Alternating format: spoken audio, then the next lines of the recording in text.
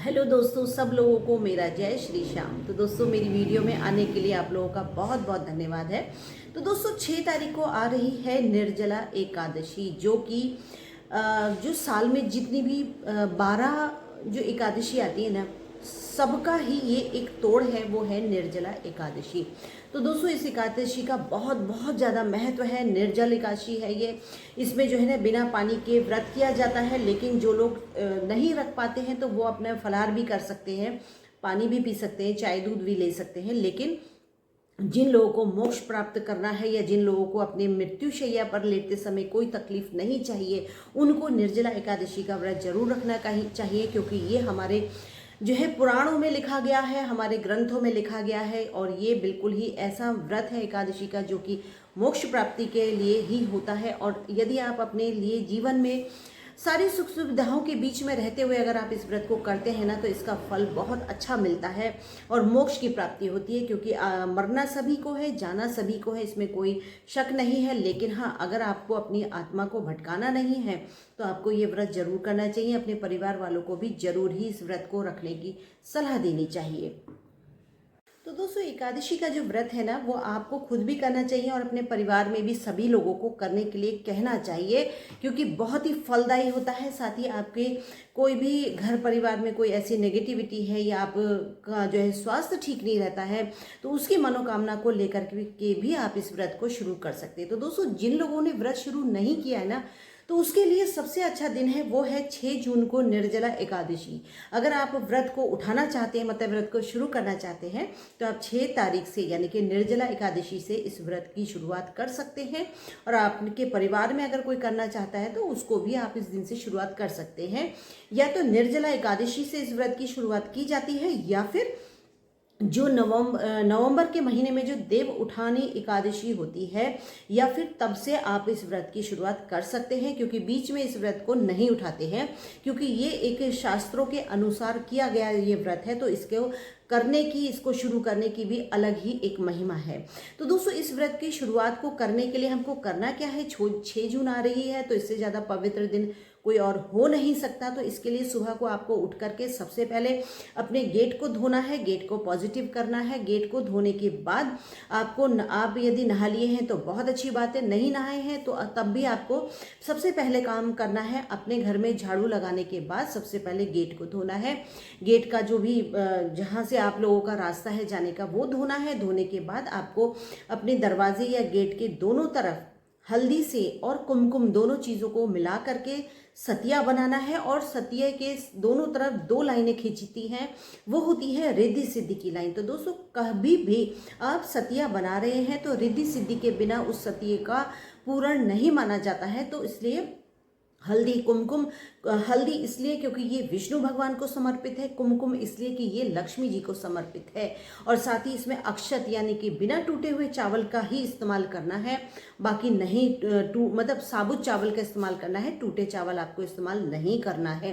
तो आपको जब इन दोनों चीज़ों से मिला करके दोनों तरफ सतिया बनाना है, मतलब कि अपने गेट के दोनों तरफ, देहली पे नहीं, गेट के दोनों तरफ आपको सतिया बनाना है और रिद्धि सिद्धि के साथ बनाना है। एक तो दोस्तों, इससे ना गेट की पॉजिटिविटी बढ़ जाती है। साथ ही अगर आपके घर में कुछ भी अमंगल है, कुछ भी नेगेटिविटी है, तो इससे दूर होनी शुरू हो जाती है, क्योंकि सतिया बहुत ज़्यादा पॉजिटिविटी लेकर के आता है। इसीलिए हम किसी भी शुभ काम में सतिये को सबसे पहले बनाते हैं। तो जब आपका घर का एंट्रेंस ही इतना पॉजिटिव होगा, तो उस दिन क्यों नहीं आपके घर में वो भगवान आएंगे जिनकी आप आराधना कर रहे हैं, जिनके लिए आपने व्रत रखा हुआ है। तो लक्ष्मी का भी आगमन होता है एकादशी व्रत से, और विष्णु भगवान की आराधना करने से भी आपका मनवांछित फल आपको प्राप्त होता है। लेकिन इस समय तो खाटू श्याम जी का इस व्रत से जो है जोड़ा जा रहा है कि खाटू श्याम जी का ये व्रत होता है, क्योंकि कलयुग के अवतारी हैं, तो इसी से ही आपको जोड़ा गया है। तो आप क्या नहीं चाहेंगे कि अगर हम जिस भगवान की हम पूजा आराधना करके व्रत शुरू कर रहे हैं, कि वो उस दिन हमारे घर आए और आने के बाद हमारे घर की सारी ही नेगेटिविटी दूर करें, मनवांछित फल हमको देकर जाए। तो इसके लिए दोस्तों, आपने ये सब कर लिया। करने के बाद आपको पूजा करनी है। पूजा कैसे करनी है? आपको सुबह में नहा धोकर अपने घर को बिल्कुल क्लीन कर लेना है। अपने आप को भी उस दिन या तो पीले वस्त्र को धारण कीजिए, काला और नीला नहीं पहनना चाहिए किसी भी शुभ कार्य में। तो उसके बाद दोस्तों आपको करना क्या है, आपको वहाँ पूजा की जगह में भी आपको सतिया बनाना है, रिद्धि सिद्धि के साथ सतिया बनाना है। और वहाँ पर ही आपको एक छोटा सा जल का वो रखना है, छोटा सा हो चाहे जितना भी आप रखने के उसमें हो, बड़ा हो या छोटा हो, क्योंकि मंदिर छोटा होता है तो फिर छोटी छोटी चीज़ें ही रखी जाती हैं। तो सतिया बनाने के बाद ही आपको एक छोटे से लोटे में या किसी भी ऐसी चीज़ में जल भर करके रखना है और उसमें 5 दाने अक्षत के डाल करके रखने हैं, जो कि हमारे बिल्कुल भी टूटे हुए नहीं होने चाहिए। और उसमें थोड़ा सा कुछ मीठा डालना है, थोड़े से 1 चुटकी हल्दी डालनी है और उसमें डालने के बाद आपको सती के ऊपर उस गिलास को रख देना है। और रखने के बाद ये आपका पवित्र जल बन जाएगा जब आप इसको एकादशी के दिन पूरा दिन रखते हैं।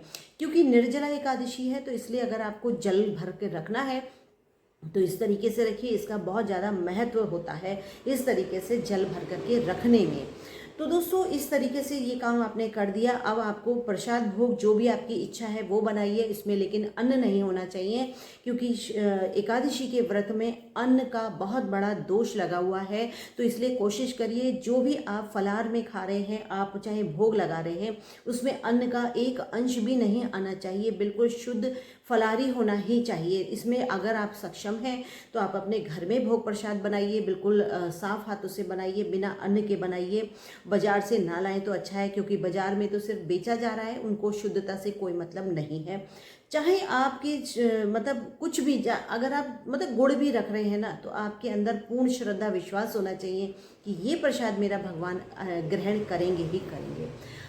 और कुछ भी नहीं है ना दोस्तों, तो आप अपने घर में जो भी आपके घर में दूध आता है ना, तो कच्चा दूध आप भोग लगाइए। उसमें ना तो अन्न का कोई दिक्कत है, ना ही आपको कुछ भी ऐसे बनाने का कोई झमेला है। जब भी आपके घर में दूध आए, थोड़ा सा दूध उसमें से निकाल करके पूजा के लिए रख दीजिए, और जब आप पूजा करें तो उस दूध का भोग लगाइए। दोस्तों एकादशी के दिन आपको अपने घर में एक ज्योत जरूर जलानी चाहिए। तो दोस्तों ज्योत का बहुत बड़ा महत्व है, बहुत ही ज़्यादा महत्व है।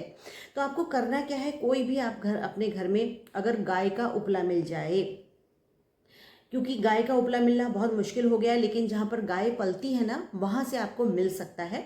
तो वहाँ से आप अपने घर में ना उपला ले आइए, गाय का उपला ले आइए, और उसमें ना थोड़ा सा ही उपला तोड़ना है, साबुत उपला नहीं जलाया करते हैं। तो आपको चाहे वो छोटा सा ही हो साबुत उपला या बड़ा हो साबुत उपला, आपको कभी भी दोस्तों पूर्ण जो उपला होता है ना गोल, वो पूरा कभी नहीं जलाते हैं, क्योंकि वो तब जलाया जाता है जब आपके घर में किसी की डेथ हो जाती है, तब जलाया जाता है। तो इसलिए अगर आपके घर में छोटा सा भी गोल उपला आया है ना, गाय वाले ने अगर छोटा सा उपला बना रखा है बेचने के पर्पज से या जोत के पर्पज से, तो कभी भी आप उसको पूरा ना जलाएं, उसको तोड़कर ही जलाएं। उसके बाद दोस्तों उसको ना गैस पर रख करके बहुत अच्छे से उसको जला लीजिए, लाल कर लीजिए उसको। उसके बाद आपको जब तक आपका उपला जल रहा है ना, तब तक आपको खाटू श्याम जी के नाम का एक दिया जलाना है। देसी घी का दिया होना चाहिए दोस्तों। आपके घर में यदि उस दिन देसी घी नहीं है ना, तो आप श्याम बाबा से माफ़ी मांगिए, तिल के तेल का दिया जलाइए। लेकिन दोस्तों आपको यकीन करना ही पड़ेगा, जब आपकी अगली एकादशी आएगी ना, तो आपके घर में देसी घी का भी जुगाड़ हो चुका होगा। तो इसलिए वो अपने काम के लिए ना पहले से पहले ही सब कुछ दे देते हैं। इसलिए आपको पूर्ण श्रद्धा भक्ति विश्वास के साथ इस दिए को प्रज्वलित करना है। और प्रज्वलित करने के बाद आपको दूध का भोग रखना है। जल तो आपने रख ही दिया है। उसके साथ ही दोस्तों आपको एक मतलब कोई भी ऐसा पात्र ले लीजिए, जैसे कि हवन जिसमें हम करते हैं, या कोई आपके घर में छोटा भारी तले का कोई ऐसा बर्तन ले लीजिए जिसमें आप उस जोत को प्रज्वलित कर सके।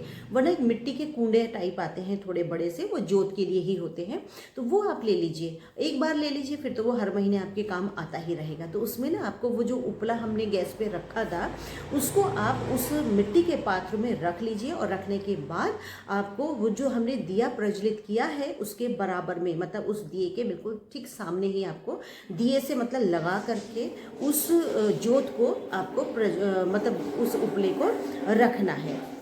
तो दोस्तों दिए के सामने जब आप उस जोत को रखेंगे ना, तो वो खुद ब खुद जोत जलेगी आपकी, आपको माचिस से नहीं जलाना है। तो उस जोत में आपको करना क्या है, आपको लेना है देसी घी लेना है, और उसी में ही आपको 2 लौंग लेनी है जिसमें फूल लगा हुआ हो, और थोड़ा सा आपको कपूर लेना है, और साथ ही आपको लेना है नारियल लेना है। कच्चा आपके घर में जो भी नारियल हो उसके 1 से 2 टुकड़े आपको उसमें डालने हैं।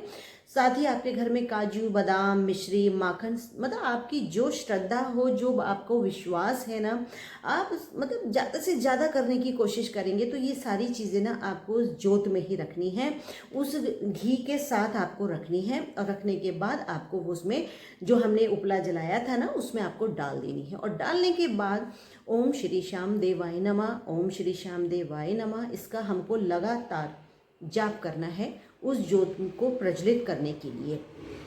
दोस्तों यकीन मानिए आपकी वो ज्योत खुद ब खुद प्रज्वलित होगी, आपको माचिस नहीं लगानी पड़ेगी, खुद ही जल जाएगी। और जब आपकी ज्योत खुद जल जाए तो समझ लेना कि आपके घर में श्याम बाबा का प्रवेश हो चुका है। और उस समय उस ज्योत को जलने के बाद, उस ज्योत को प्रज्वलित होने के बाद आपकी जो मन में इच्छा है, जो आपकी मनोकामना है, जो आपके घर में दुख तकलीफ परेशानी है, सब कुछ आपको बोल देना है और आपकी वो मनोकामना जरूर ही पूरी होगी। 100% नहीं, 500% आपकी वो मनोकामना पूरी होगी ही होगी। इसमें चाहे आपका कारोबार हो, बिजनेस हो, आपका ऑफिस में कोई झमेला चल रहा हो, आपके घर में बच्चों की शादी की कोई प्रॉब्लम हो, आपके घर में धन की प्रॉब्लम हो, तरक्की बरकत की प्रॉब्लम हो, बीमारी हो, मतलब आपके दिमाग में जितनी भी इच्छाएं थी, जितना भी आप सोच सकते हैं, सब उस ज्योत को प्रज्वलित होने के बाद आपको बोल देना है। और बोलने के बाद दोस्तों जो हमने कच्चा दूध रखा था ना, उसका आपको उस ज्योत में भोग जरूर लगाना है, क्योंकि वो एक तरीके से श्याम बाबा ही होते हैं जब वो ज्योत खुद ब खुद प्रज्वलित होती है। तो इसलिए उस समय आपको भोग लगाना है। और भोग लगाने के बाद जो हमने जल रखा था, उस जल की भी कुछ छींटे हमको उसमें डालनी है, उस अग्नि में डालनी है। लेकिन ध्यान ये रखना है कि उस छींटों से आपकी ज्योत बुझनी नहीं चाहिए, ज्योत लगातार जलनी चाहिए। और दोस्तों वो सिर्फ इतना सा ही सामान डालने के बाद देखिएगा दोस्तों, आपकी ज्योत इतनी तेजी से जलनी शुरू होती है, इतनी तेजी से वो प्रकट होती है, इतनी तेजी से वो मतलब लगातार जलती रहती है। कुछ मिनट के लिए हल्की होगी, फिर तेज हो जाती है, कुछ मिनट के लिए हल्की होगी, फिर तेज हो जाती है। तो दोस्तों इस तरीके से ना श्याम बाबा आपके ऊपर पूर्ण कृपा करने के लिए आते हैं।